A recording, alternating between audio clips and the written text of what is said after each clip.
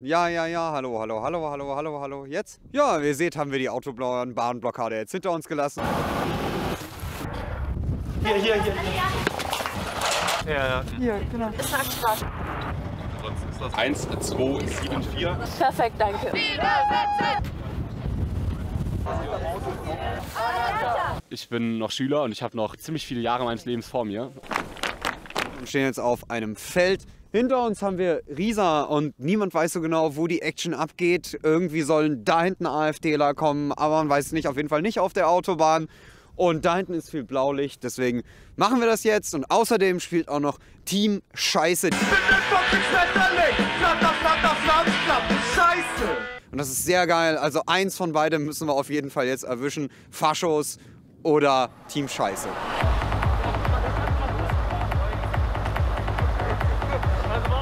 Okay, was ist deine Motivation, heute hier zu sein? Prinzipiell, dass wir so viele Leute wie möglich sind, um ein starkes Zeichen zu setzen. Im Moment muss man überall, wo es auch nur geht, was gegen die AfD tun. Sie wollen Menschen aufgrund ihrer Hautfarbe deportieren, auch wenn sie jetzt der deutsche Staatsbürger sind, auch wenn sie hier geboren sind. Wenn es dann Remigration heißen soll, dann heißt es eben Remigration. Und viele Freunde von meinen Töchtern sind nun mal nicht weiß. In der Schule von meiner älteren Tochter wurde auch ein Kind abgeschoben. Ich bin auch für meine Partei hier, Mut. Hey Matuschke, was machst denn du hier? Du wolltest doch auswandern. Ja, es ist eine ziemlich kleine Partei. Wir hatten uns damals gegründet in Bayern, als die Grünen sofort meinten, wir wollen die Koalition mit der CSU. Und wir haben gemeint, so geht das nicht. Ich bin kein Egoist. Und genau das brauchen wir in Bayern nicht, nämlich egoistische Politik. Bah. Ja, stimmt, aber wir brauchen Mut. Und Mut ist wählbar. So, sehr verehrte Damen und Herren, da hinten seht ihr einen Panzer der Polizei. So sieht deutsche Demokratie aus. Wie ist Ostdeutschland so? Was mit Ihnen?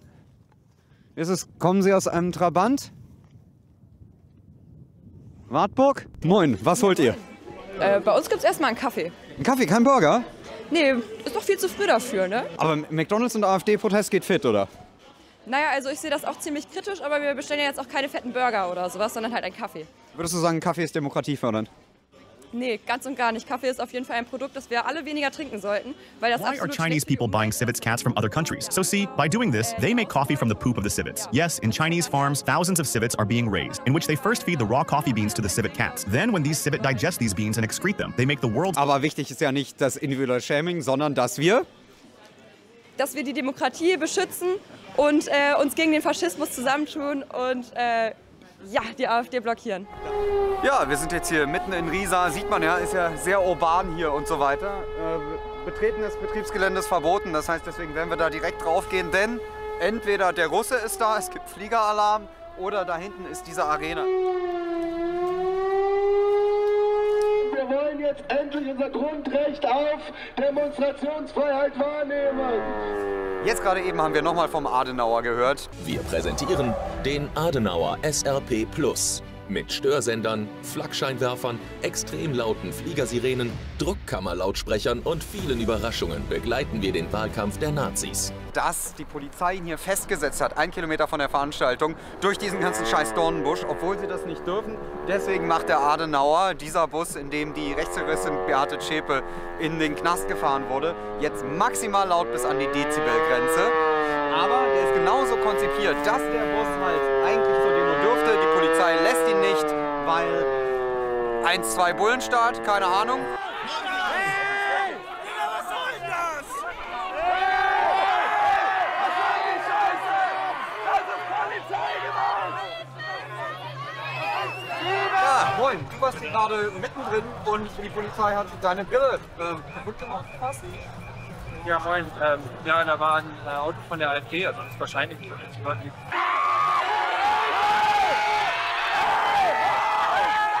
Wir wollten hier durch an einem Weg, der sonst irgendwie nicht so eine Fußballstraße ist. Und da war schon eine Sitzblockade, als ich dazu kam. Und dann kamen von hinten 2 Wannen und erstmal so 30 Cops oder so.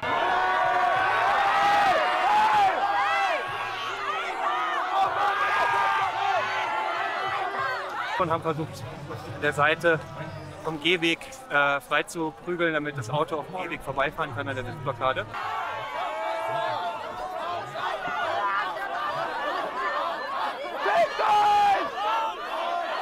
vollkommen wahnsinnig, ohne Rücksicht auf Menschen. Ich erhoffe mir, dass die Sitzplakaten so standhaft sind, dass die AfD-Bundestagsabgeordneten hier nicht reinkommen. Ich hoffe, es ist alles unfallfrei bei dir verlaufen. Ja, ich habe ja das Privileg in Anführungszeichen, dass ich immer gut behütet überall hingefahren werde und entsprechend die Polizei dann auch für freie Wege sorgt. Ich weiß es nicht.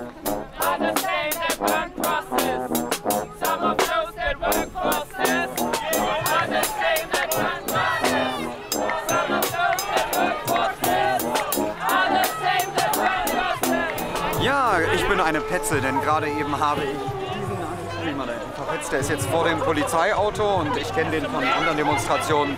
Das ist ein rechter Schwurbler-Streamer, aber wie ihr seht, haben sich davor sofort ein paar Leute hingestellt, dass der keine Gesichter abfilmt. Meins kann er ja haben, aber von anderen Leuten nicht unbedingt. Also guckt euch den Typen an, der ist überall. Und das Schöne ist, der nervt sogar die Polizei. Deswegen ist mit dem immer Spaß.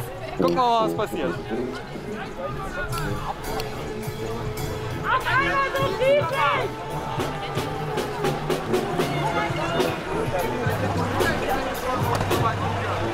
Du weißt, du bist sehr Nazi, wenn du es dir sogar mit der Polizei verscheißt.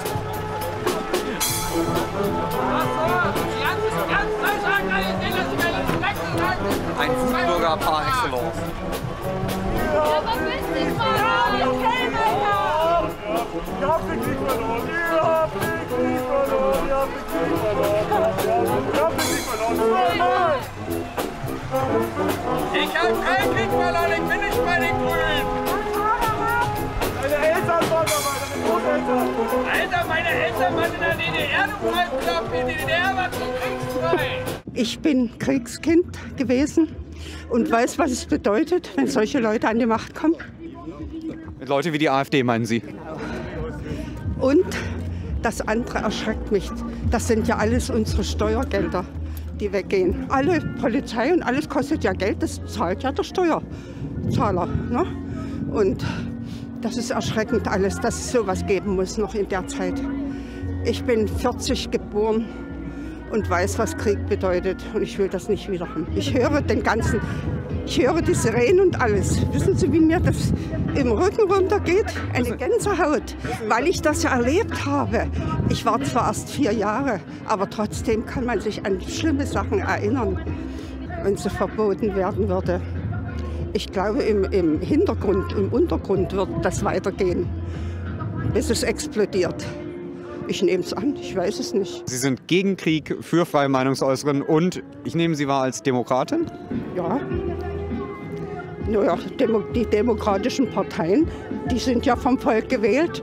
Und wer eben der Stärkste ist, kommt an die Macht. Wenn sie demokratisch gewählt worden ist, ja, aber mit ihrem Programm nicht.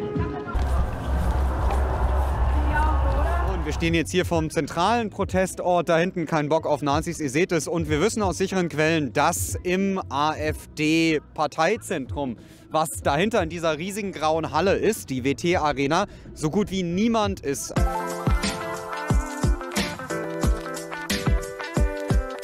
Also das heißt, bis jetzt waren die Blockaden hier sehr erfolgreich. Das Einzige, was heute hier noch ist, was spannend ist, ist natürlich das Konzert von Team Scheiße und Flirty Dancing. Der AfD geht es um Spaltung. Die hetzt gegen Minderheiten und stempelt sie zu Sündenböcken für soziale Missstände. Aber Menschen mit Migrationsgeschichte und MuslimInnen sind nicht verantwortlich für Wohnungsnot, steigende Preise und prekäre Löhne. Ja, ein schönes Bruder mal laut, Bruder mal. Bist du Antifa? Bist du wahr? Du kannst sagen, was du willst, doch das ist wahr. Ja, wie ihr seht, sollen hier ungefähr 10.000 Leute sein, aber wenn ich mir das so ansehe, sind es gar nicht. Die sind da drüben. Ach, die sind da drüben. Ach, meine Güte, wie viele sind denn da? Es sind auch eben auch schon die ganze Straße Leute runtergekommen. Tausende. Tausende? Wie viele ungefähr? Weiß man das? Ich habe jetzt nicht mitgezählt, war ja zu viel. Nee. Also ich würde mal sagen, mit meinem fotografischen Blick, da kommen 2365.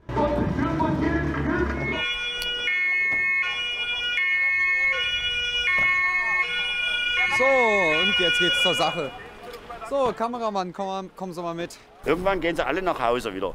Haus zur Mutti Ja. Jetzt die protestieren oder die Polizei? Nee, hier. Die protestieren. Die Polizei natürlich auch. Gehen alle gehen nach Hause, oder? Hast du eine Mutter, hast du immer Butter? Nee, ich komme nicht als Riese, ich komme aus Legwitz. Nee, das ist eigentlich die polnische Elbseite. Weil, wissen Sie es nicht, die Geschichte? Nee. Die Grenze wäre an der Elbe verlaufen. Aber weil jeder was von Berlin haben wollte. Folge davon die Luftbrücke.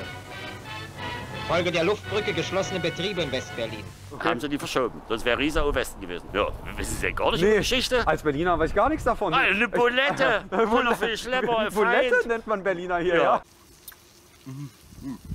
Guck mal, also fertig, super saftig, schmecken wie bei Oma, super geil. Berliner Bulette. Ihr habt im Osten alles rausgeblasen gekriegt. Ihr hattet alles, ihr hattet Bananen, ihr hattet Chips, alles. Ach, deswegen heißt es ja, Buletten. Und deswegen sind die Sachsen auch so, wie sie sind. Und wie sind die Sachsen? Ne, gegen Buletten. Also, was halten Sie denn von den Protestierenden hier auf der Straße? Können sie ja machen.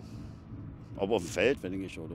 Ich finde es schon okay, dass es gegen AfD es gibt, aber es wird, im Endeffekt wird es ja bei der Demokratie an der Urne entschieden. An der Wahlurne. Na, viele sagen halt, die NSDAP ist auch demokratisch gewählt worden. NSDAP. Und wenn ich den Höcke sehe, der eigentlich jetzt diese Judenvernichtung, der als Geschichtslehrer, da krieg ich Plack. Die Gesellschaft lebt von den Kleinen, von der Putzfrau, von mich als Bauarbeiter, nicht die Großen. Ich habe auch was gegen Trump, aber der macht es ja eigentlich richtig. Amerika first. Wir müssen immer Deutschland first machen und nicht immer so umkippen. Sind Sie aus Riesa? Ja. Was halten Sie denn hiervon? Ja, also ist schon ganz schön laut hier, muss ich sagen. Ist schon, also ich sag mal so, die AfD und die ist das die Linke? Ich weiß das gar nicht. Die Stadt Riesa, muss ich sagen, wo ich hierher gezogen bin, ich bin aus Mecklenburg-Vorpommern. Und wo ich hierher gekommen war, war mehr los. Mehr. Und jetzt auf einmal nimmt das mehr ab, muss ich sagen. Es ist nicht mehr so, wie damals war.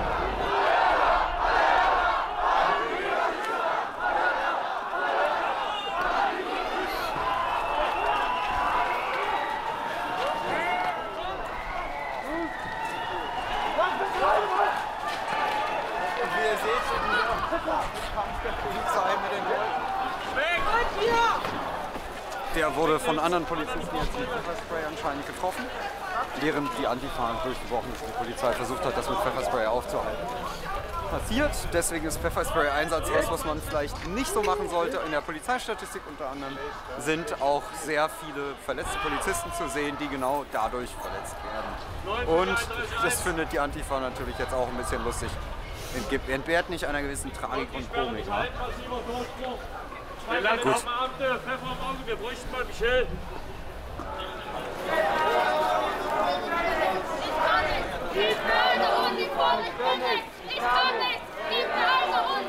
Che Guevara hasta siempre, Kommandante.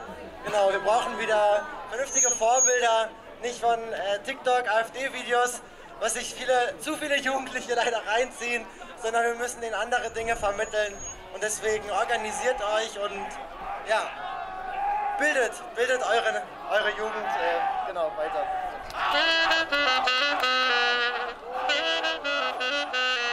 Oh mein Gott, was ist denn hier passiert? Ach du Scheiße, ist der wohl blatt? Das kann sein, wahrscheinlich schlechtes Material, oder was meinst du? Könnte natürlich sein, dass sich da auch ein kleines Steinchen als Ventil verirrt hat. Nein! Ich weiß auch nicht, wie sowas passieren kann, ist ja eigentlich dicht, ne? Aber ich glaube, wenn man den wieder oben drauf dreht... Du meinst doch nicht wirklich? Schnell platt? Ist Riesa so eine Stadt, wo die Steinchen einfach so rumschwirren und in Ventile fliegen? Die haben hier sehr radikale Steinchen. Und die sind zu einigen fähig. Ist Riesa eine saubere Stadt? Nein, das ist ja widerlich. Aber... Ist ja ein Unding, ne? Das ist gut. Das ist, glaube ich, ein Stillleben, sagt man so schön. Ah, ein kurzer Ist das Gentrifizierung, wie in Berlin jetzt langsam? Ach du Scheiße, Riesa wird teuer, Leute. Oh Gott. Schnell noch ein Haus kaufen, ne? Ich würde investieren, gerade aus Baden-Württemberg. Mein Tipp. Wer dem seine Zustimmung geben möchte, den bitte ich jetzt um das Handzeichen. Antrag WP 5. Dankeschön. Gegenstimmen. Danke. Enthaltungen. Dankeschön. Stelle ich fest, der Antrag ist mit großer Mehrheit abgelehnt. Es kommt zum Aufruf der Antrag WP 6. Der Antragsteller erhält Gelegenheit, seinen Antrag zu begründen am roten Saalmikrofon. Bitte schön. Ja, ich mache es kurz und bündig. Auch das ist mir zu absolut in der Aussage. Wir sollten... So, wir sind jetzt hier ungefähr um 16 Uhr nachmittags. Der AfD-Parteitag läuft. Heißt das, es hat nichts gebracht? Nein. Der AfD-Parteitag wurde extrem verzögert von ungefähr 11.000 Antifaschistinnen, da hinten jetzt auch gerade der Polizei winken, dass sie wegfährt, die sich in den Zug drängt. Und die Frage ist halt, was bringt dieser Widerstand generell? Er zeigt, dass eine Stadt wie Pisa, die in Deutschland wie andere Städte, wie Bautzen, wie Görlitz, wie Cottbus, so ein bisschen verschrien ist als Nazi-Loch, für einen Tag zumindest von der Zivilgesellschaft beseelt sein kann. Die Frage ist, wie es sein wird in den nächsten Tagen hier. Und das ist die Aufgabe der ganzen Gesellschaft. Das hier sind Antifaschisten, größtenteils junge Leute, die sich Nazis in den Weg stellen. Aber die wirkliche Frage ist, wird die gesamte deutsche Gesellschaft nachziehen oder wird sie das machen, was die AfD will, nämlich ungefähr das Gleiche, wie wir in den 30ern schon mal hatten.